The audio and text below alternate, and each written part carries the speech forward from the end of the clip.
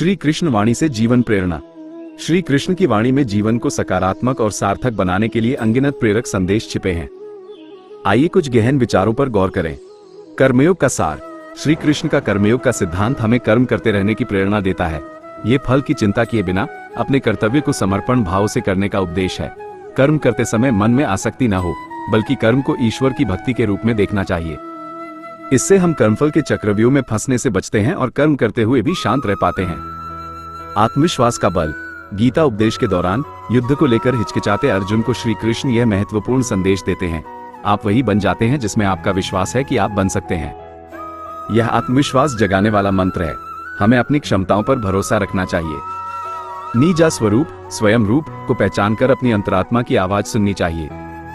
यही वह आत्मविश्वास है जो हमें लक्ष्य प्राप्ति के लिए प्रेरित करता है। कठिनाइयों को सीढ़ी बनाएं। जीवन में सुख दुख जीत हार आते जाते रहते हैं।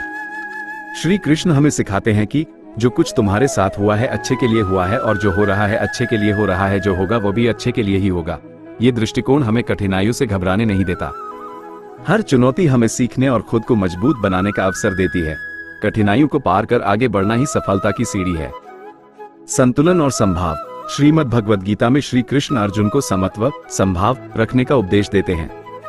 दुख और सुख जैसी विपरीत परिस्थितियों में भी संतुलन बनाए रखना जरूरी है। यह हमें परिस्थितियों के प्रभाव से मुक्त रहने में मदद करता है। मन की स्थिरता बनाए रखकर ही हम सही निर्णय ले पाते हैं और कर्म करते समय विचलित नहीं होते। प्रेम और कर्तव्य का संगम। श्री कृष्ण को प्रेम के देवता के रूप में जाना जाता है। उनके जीवन में प्रेम, करुणा और सकारात्मकता का अनोखा संगम है।